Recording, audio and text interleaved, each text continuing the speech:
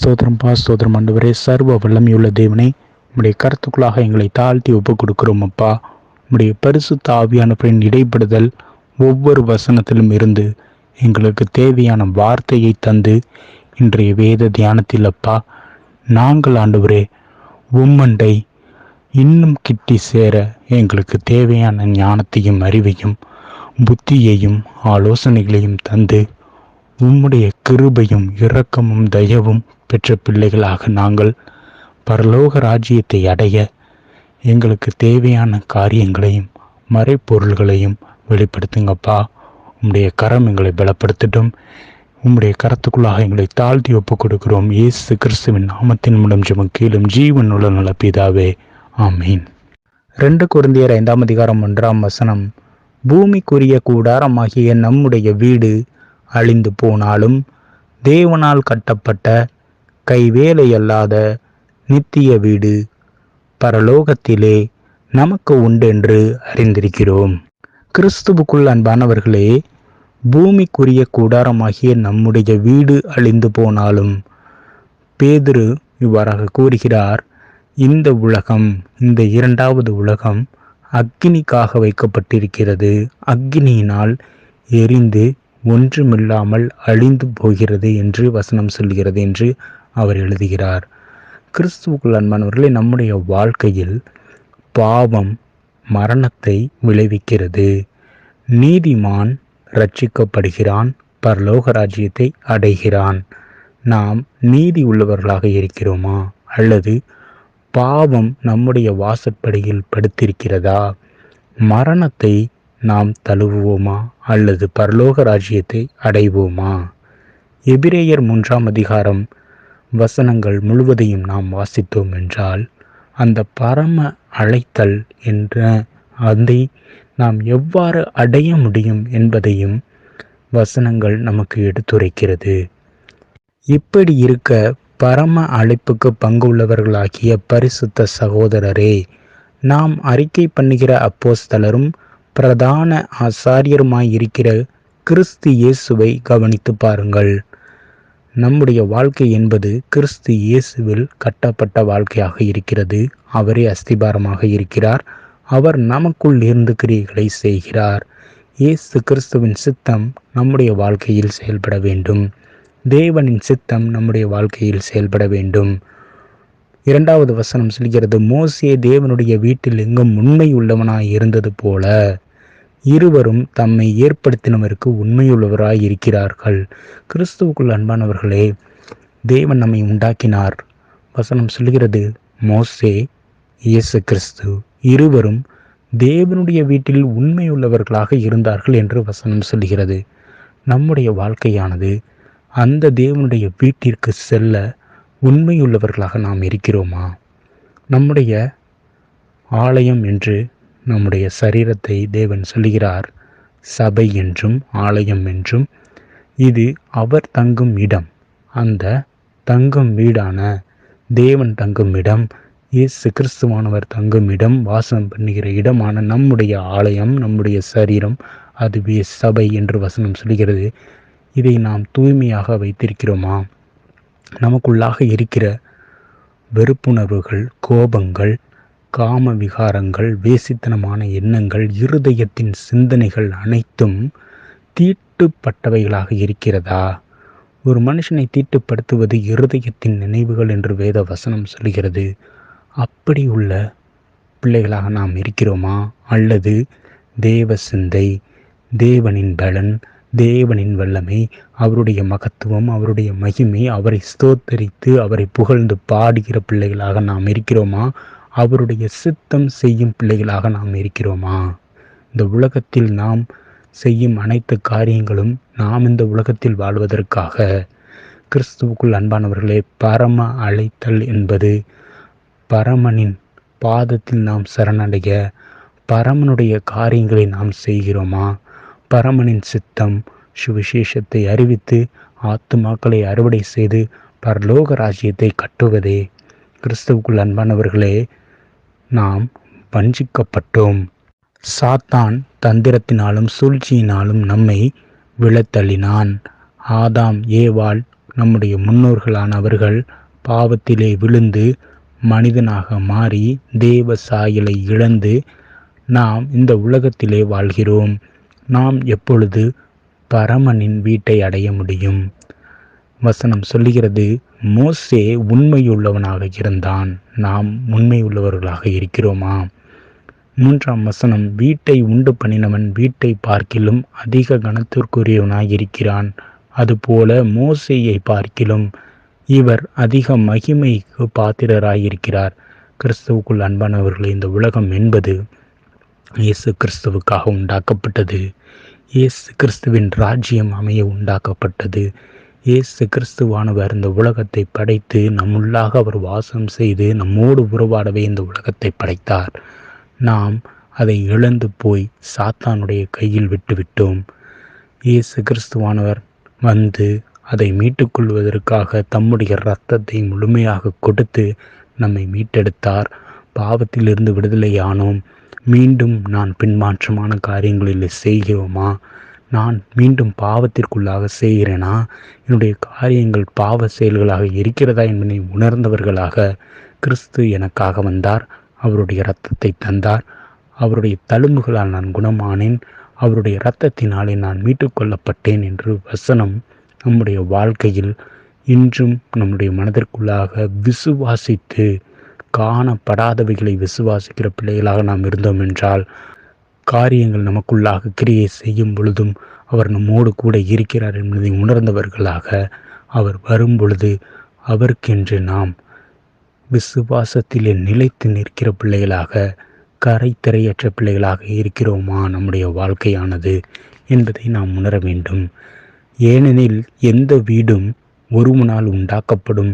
எல்லாவற்றையும் உண்டு பண்ணினவர் தேவன். கிறிஸ்துவுக்குள் அன்பானவர்களே, நம்மை உண்டு பண்ணினவர் தேவன். இந்த வீடானது அவருடைய வீடு, அவருடைய ஸ்தலம். அவர் நம்முடைய சரீரத்திற்குள்ளாகவும் நம்மை ஆட்கொண்டு நம்மை வழிநடத்த விரும்புகிறார். பரிசுத்த ஆவியானவரின் இடைப்படுதல் நமக்குள்ளாக இருக்கிறதா?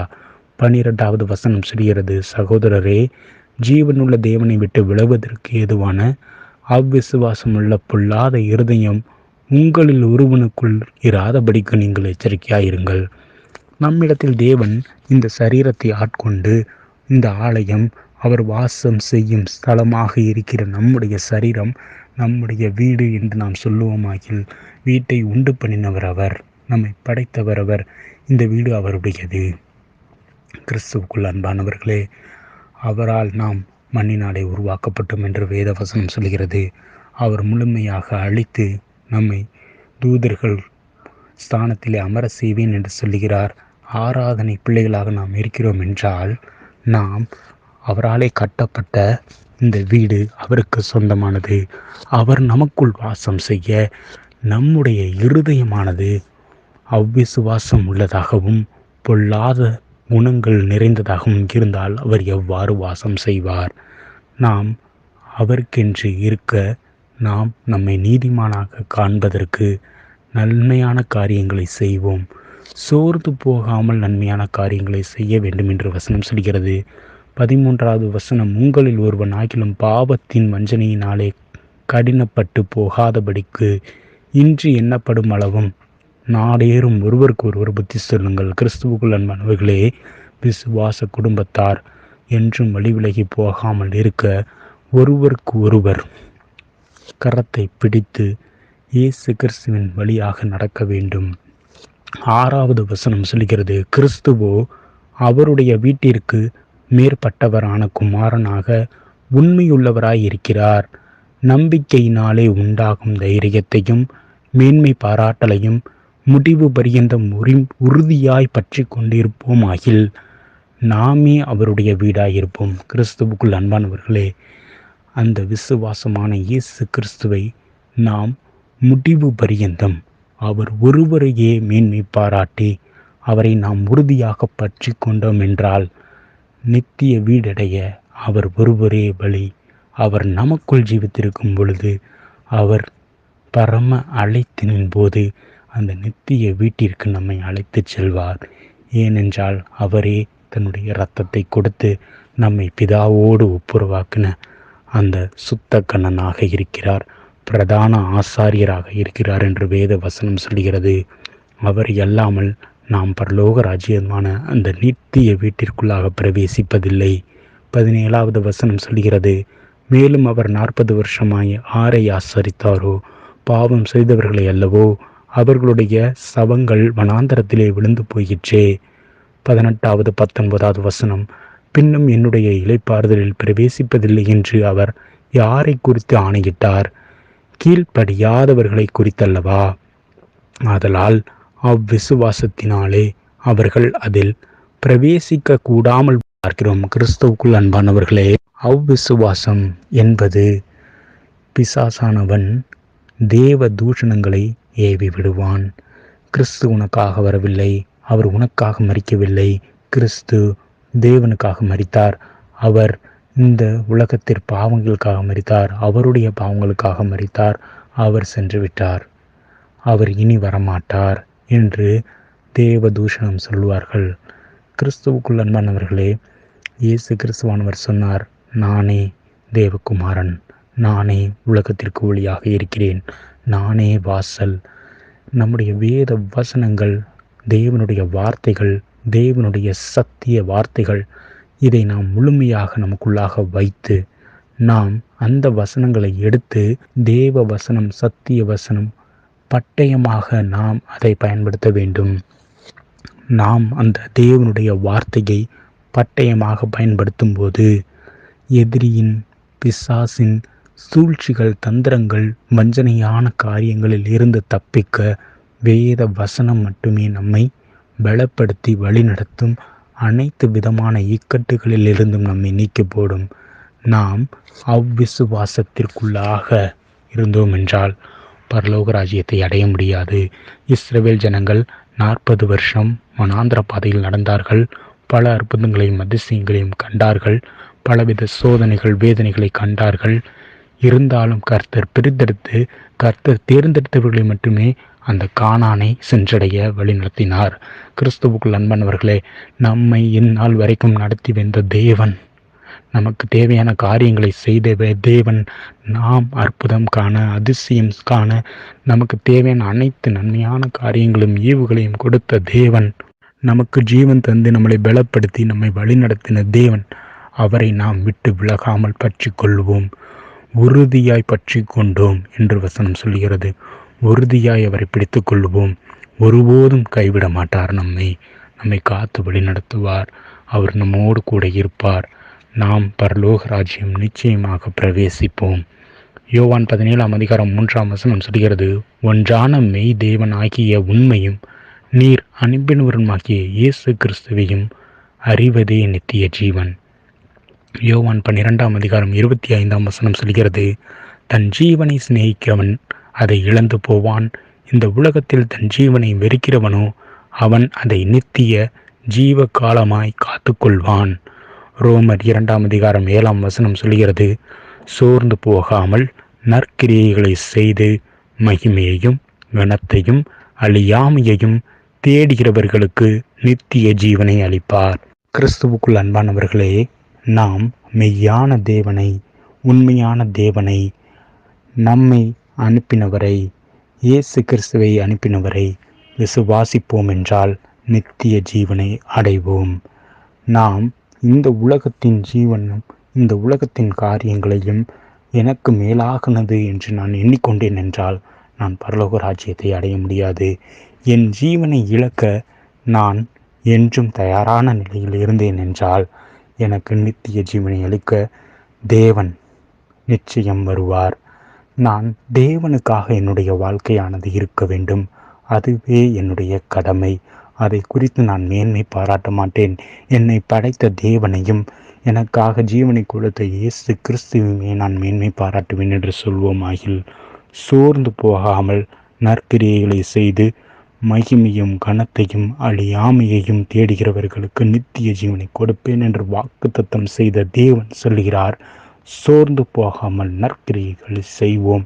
நமக்கு ஒருவர் தவறான காரியங்களை செய்தார்கள், நம்மை தவறான பாதையில் நடத்தினார்கள், நம்மை முழுமையாக இந்த உலகத்தின் காரியங்களுக்காக ஏளனமாக பழி நிந்தை காரியங்களாக நம்மை தாழ்த்தினார்கள், நம்மை கீழ்ப்படுத்தினார்கள் என்றாலும் தேவன் ஒருபோதும் நம்மை விட்டு கொடுக்காமல் நம்மை தாங்கி வழிநடத்துகிறார் என்பதை உணர்ந்தவர்களாக என்ன நடந்தாலும் நிந்தனைகள், தூஷணங்கள், எந்த ஒரு எளிமையான பேச்சுக்கள் ஏற்பட்டாலும், சிறுமையான காரியங்கள் நடந்தாலும் நம்மை தூக்கி எடுக்கிறவர், நமக்கு துணையாக நிற்கிறவர், நம்மை காண்கிறவர், காக்கிறவர், நம்மை வழிநடத்துகிறவர், நமக்கு போதிக்கிறவர், ஆலோசனை தருகிற தேவன் நம்மோடு கூட இருக்கிறார்.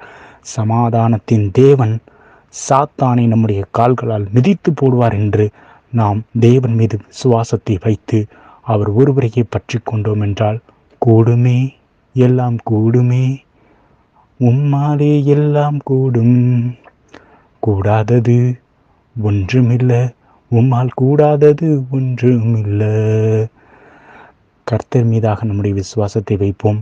நிச்சயமாக நாம் பரம தேவனுடைய வீடான அந்த நித்திய வீடான பரலோக ராஜ்யத்தை அடைய தேவன் நம்மை எடுத்து பயன்படுத்துவார்.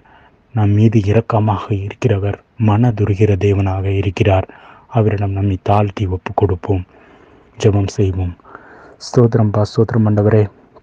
அந்த நாளும் அப்பா, நாங்கள் பரலோக ராஜ்யத்தை அப்பா அடைய உம்முடைய பரிசுத்த ஆவியானவரின் பலன் எங்களுக்கு தேவையாண்டவரே, வல்லமை எங்களுக்கு தேவையாண்டவரே.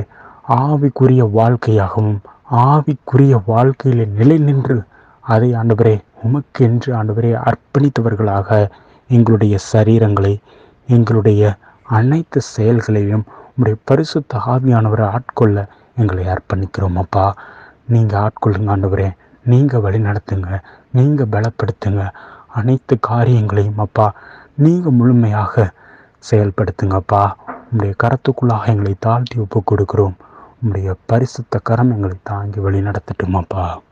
பரலோகம் நான் காணுவேன், பரமமெய்ப்பன் அழைத்து செல்வார்.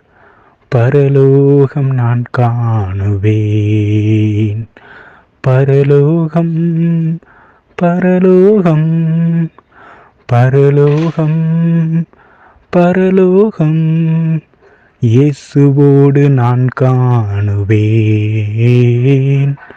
இயேசுவோடு நான் காணுவேன். பரலோகம் நான் காணுவேன், பரமமெய்ப்பன் அழைத்து செல்வார். பரலோகம் நான் காணுவேன்.